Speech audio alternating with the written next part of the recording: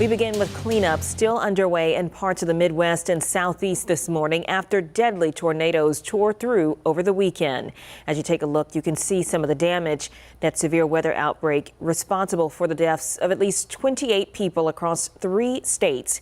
A preliminary EF3 tornado touched down just outside of St. Louis on Friday, reducing homes to rubble. WCNC Charlotte's Walker Lawson actually live there in Missouri this morning. Walker, what kind of damage are you seeing there from where you're standing?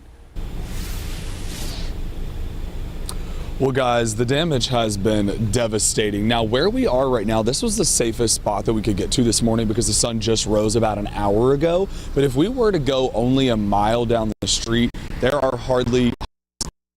It is. We are right now. Now, again, we are still in center city limits for people that aren't from the St. Louis area. This is pretty much a downtown area, downtown specifically, only about a couple miles away, still within city limits. So again, as I show you the damage, you see that we have branches down, but really to just show you the strength of the wind, right here on this sidewalk, this is actually a block of cement that flew off.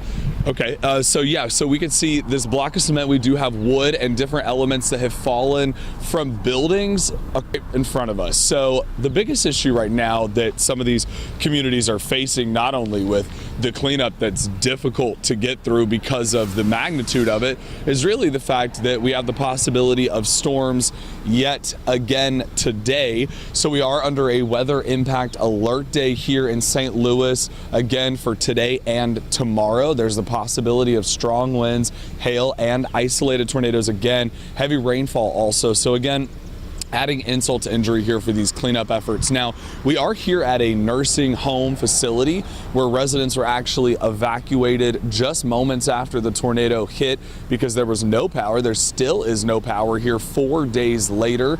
Again, so we spoke to some of those employees who say they're working to do everything they can to get back here, and they're hoping that they will all return in the next week or so. Because this is our community and this is like our home too, and we love our residents. I love my job, so we want to get it back up and running and get the residents back home safely and get the building back together so they can get back on schedule. Like, it's time for us to get back to work, and we just been cleaning up, trying to get the glass and the debris and all the aftermath, just trying to straighten it back up so we can come back home.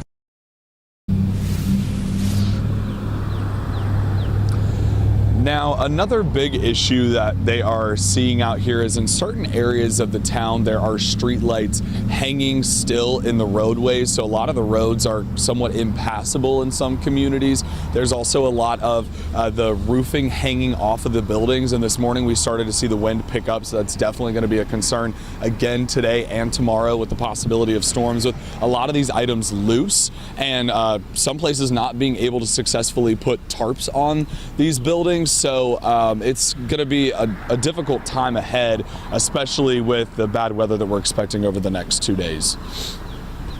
Walker, I mean, when you just panned off, it's not often you see brick buildings like that torn in two. Is it too early? Are you already seeing volunteers there helping out? Yeah, so really what we've seen mostly on our time around has been community members, of course, coming out in support. So yesterday there is a local organization here that went ahead and started bringing out food. They started having a space for people to come and congregate to try and get essential items because really in this area, so there's not many stores or shops, and we've ran into this issue here as we're working here, is a lot of these businesses don't have power or electricity. So getting just your daily essential items are difficult because they're closed. So you're having to go further away. So there are groups of volunteers that have started to set up areas where people can get these items. But we've also just seen a lot of community members that live here coming together and cleaning up. Here at this nursing facility that we've been at, we have seen these employees staying around the clock. They've stayed the night here just to try to clean the building up and to get different places going. And again, as I mentioned, I know I showed a second ago, and I think we were showing some video footage. But like I said, this cement block that's right here on the sidewalk, this is items that were flying off of buildings when this tornado hit. So on the other side of town, there are people just trying to clean the streets up just to get all of these items and all of these different parts of homes and buildings cleaned up and moved to the side.